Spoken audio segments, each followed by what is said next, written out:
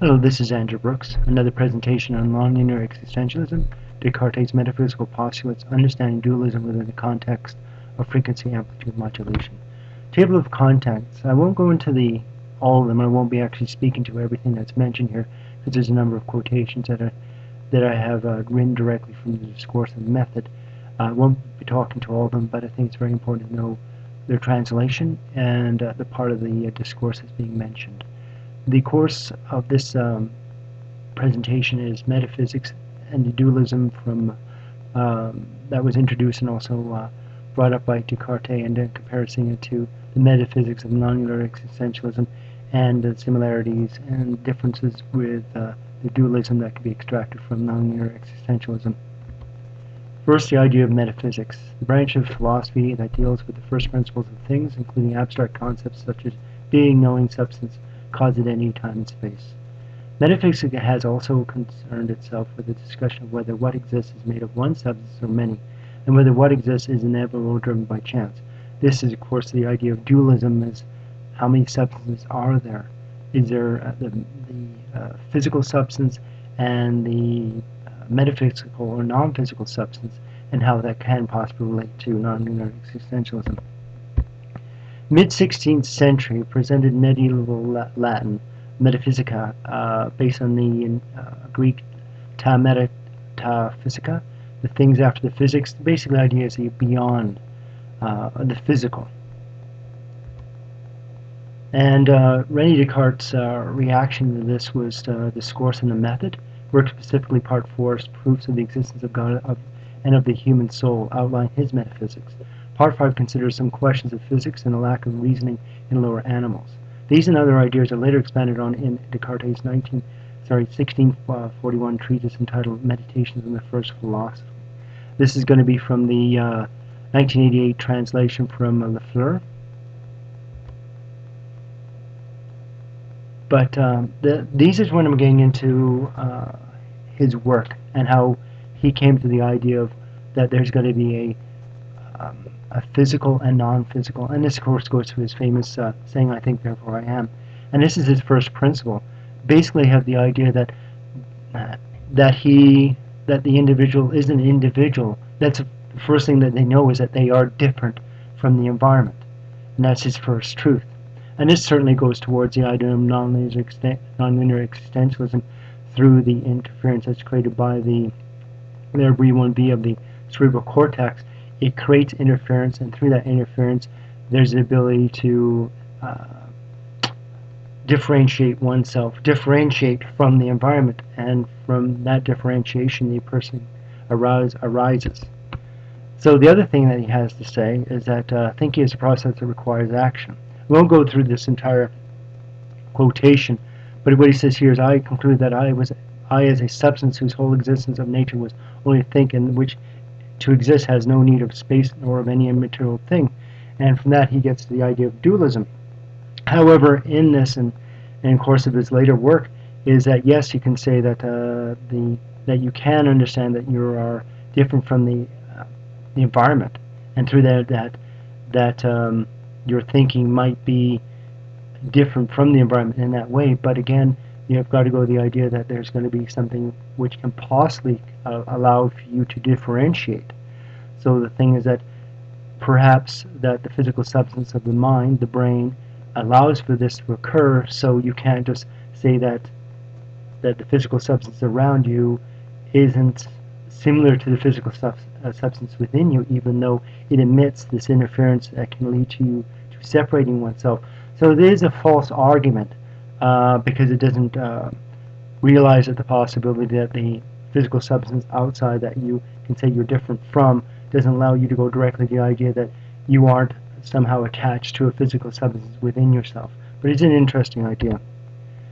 Another one is, I decided to ascertain from the source I had learned to think of something more perfect than myself. And through the rest of this is the idea of, and you go into the next ones, of God, of that he looks at upon our physical substance, the personhood, as being imperfect for whatever reasons, and in order to achieve perfection, there has to be some sort of God, not God per se, but being touched or having an element of God within ourselves. So the idea of the soul when we're born can help us in order to achieve perfection, because the soul has been touched as an emanation from God, not God itself. So that is another interesting thing when it comes to his idea of metaphysics. Another point, since I had already recognized very clearly that intelligent nature is distinct from corporeal nature, this is again the idea of dualism. I consider that composition is an evidence of dependency, and that dependency is manifestly a defect. So again, the idea that he's getting into the idea of idealism, that God is perfection and any material is imperfect. So God from that has to be non-corporeal. And so he gets into the idea of his dualism again, working towards the idea of also certainly having a religious or spiritual aspect to it. Here he goes in, even therefore, if God had given the world in the beginning no other form but chaos, and through this other one, that the idea is that yes, the physical body is chaotic, the environment is chaotic, but through having a soul, we are able to bring ourselves forth towards perfection. But it's interesting is that yes, we have a soul within ourselves, and this soul is supposed to be connected or emanation of God, but in some way this emanation slowly comes forth and helps us to achieve something more perfect than ourselves towards the idea of God. But that he doesn't really go into, of course, the idea of how this source within ourselves is able to interact with us in some way and bring about ourselves, and how does not having this perfection within ourselves doesn't immediately cause us to be perfect. But it's again another interesting idea. He goes into part 5, examining functions which such a body would have. I discovered everything that can exist without thinking, everything except that which is contributed by the soul. That part of us distinct from the body whose essence, as we have previously said, is only to think. And this is very interesting, that he comes up with the idea that the soul brings about thought. So, I think, therefore I am. I have a soul, therefore I think, therefore I am, is how it should be properly said. So, on this one, he's just going into the idea of trying to differentiate a person from an animal, and basically what he says, and it's interesting lower down here, and this proves not merely that animals have less reason than man, but that they have none at all, meaning the animals. For we see that very little is needed in order to talk.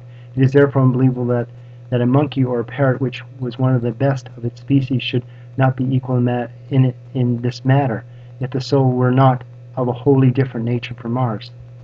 So the idea is that the soul of an animal is different from the soul of an individual. He doesn't go into the idea of, again, if you're saying perfection of soul is an emanation of God, how can the soul of a creature be less perfect if it's an emanation of God, a representation? So he doesn't get into that.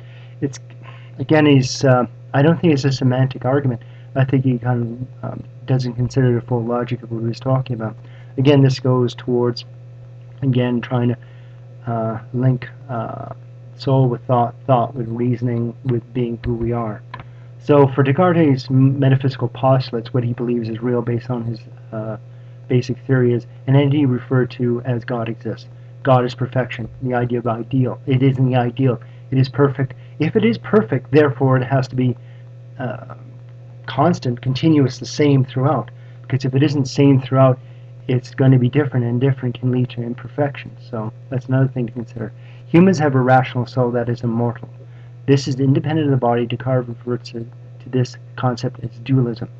Human thinking is unique in the animal kingdom. The uniqueness is due to a human soul being different from an animal soul, which is considered to be irrational. So one point that the human soul is rational, and the animal soul is irrational, but again, a soul is a soul. So he doesn't go into the idea of the God emanation, being the soul, leading the thought, can be corrupted or lesser in the animal soul than and be better in the human soul. Humans use advanced forms of communication, animals do not, again because of the soul. And further development, so we're trying to link the ideas that you have God, a non-personal, non-corporeal entity, the soul, personal, non-corporeal entity, which is going to be an abstraction or emanation of God.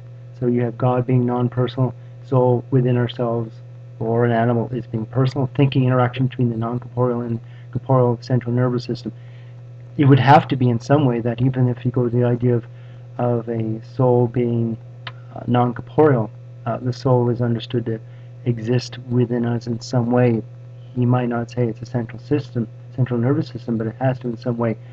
The soul has to interact with our physicality in some way and bring about our ability to think and separate ourselves from the environment. Summary of Descartes' metaphysics. I, as a man, human, can think logically, and this quality defines who I am. This ability to think in a way that is rational is due to God. This ability is a direct result of my soul, which is immaterial and was created by God. Because God is perfection, my soul can allow me, my material itself, to become less imperfect. As a result of this ability, I can produce language that is more evolved than animals, which have a different type of soul than I do. But now we have non-linear existentialism. I've gone through this beforehand, but basically we have physical and non-physical. Physical is that which can be measured or is understood. Non-physical is that which cannot be measured because the standard does not exist or is not recognized to exist. This is referred to as quality. From an external information processing perspective, this represents uncertainty because it appears to increase variance. So this is the idea that I brought up before about entropy. External entropy is dealt with in the nervous system by its own form of apparent entropy, being the interference produced by the nervous system. But through frequency amplitude modulation, it allows for the destructive forces, per se, of data coming in at different times to be quelled and bonded, so that we have the frequency amplitude modulation, the apparent entropy of it being quelled by an internal source. So internal entropy manages external entropy, and energy coming in is a form of entropy. An energy source that is nonlinear to input existing within the cerebral cortex imbues the individual with both physical and non-physical characteristics. Apparently, this interaction produces neuronal interference that can optimize the pairings between inputs and outputs, i.e. learning. So development of nonlinear existentialism, metaphysics, energy fluctuations of the medium, stress, reactions to the medium, response adaptation optimization to external stress. And this is talked about on the website. So the physical process of modulating neuronal input. The physical process of thinking involves optimizing the level of cerebral excitation that enters and interacts with its central nervous system. This level of energy is measured and controlled by a hybrid positive-negative feedback loop. Again, is talked about on the website about this hybrid positive-negative feedback loop. The maximum level of sustained cerebral excitation, primary needs baseline activity level, is set by and held within the limbic system. Summary of nonlinear existentialism. This is kind of to take Descartes and just mirror it in some way. I, as a person, am result of neuronal interference of the central nervous system, sensory input, and this quality defines who I am. I think, therefore I am, in this context also holds. This interference is due to frequency and amplitude modulation that is produced by their V1B of their cerebral cortex. Because its interference, apparently non-physical, i.e. dualism, creates variations in the neuronal patterns physical. Because you see it from the external, there is going to be measurable changes in behavior and thought if it is shown through actions. I can learn, which in turn increases the probability of survival. Survival, again, is the key to this. Furthermore, I can produce sources of communication that are more evolved than other animals which have a lower degree of cerebral interference than I do. Because we have, I would hope, at the optimal level of signal to interference or interference to signal. This allows us to have a chaotic system, but if we have enough chaos, we have just the optimal level of chaos, we're able to remove ourselves, overcome the entropy that's produced by the environment through our own entropy. But of course, as mentioned in other presentations, this can also, if there is too much interference, lead to mental illness. God and perfection. Descartes' view of God is an entity that is perfect and imbues our bodies with perfection. Slowly but surely. NLE views God as a concept or ideal that has been manufactured by the ego to manage the stress created by cerebral interference. In this manner, God is that which does not change and creates order, or, as described in the previous presentation, an internal source of entropy that can partially counteract external source of energy that can create disorder in the cerebral patterns. The soul, or the insulated magnetic energy produced by V1B, may modulate the frequency and amplitude of surrounding neuronal tissues, but it does so within a constant range. Conclusion. Although the course on method and NLE employ different contexts to discuss the treatments of the person's development, they share a similar conclusion. And this is also a conclusion I think that Immanuel Kant has in his, that you may or may not be able to prove there is a God, but the end game, the reason for, goes towards the statement I have here. Guard the existence of order as a paramount element of life, and the ability to strive for such order is a necessary byproduct of change and is needed in order to cope with such change. And this is extremely important, I think, when it comes to non-linear existentialism. I think this is a very telling and very important statement, and one I think that also adheres to the dualism that Descartes comes up with, even though his logic perhaps is not fully fleshed out. I know there's a lot of information, sorry for speaking so quickly, but I think that in this, and this is why I did the course of the method and I didn't refer to meditations directly, because I think it's very important not to paraphrase his work. But I think this is another step towards understanding nonlinear existentialism in the full context of which it's presented at. The end, this is dedicated to loving memory of Howie, 2011-2014. I thank you very much for your time. Please consider the concepts. Again, this is an ongoing work, but the work is not just from a philosophical point of view or biological or neurobiological. It's also from any other aspect that can reflect upon the human condition. I thank you very much for your time. Take care.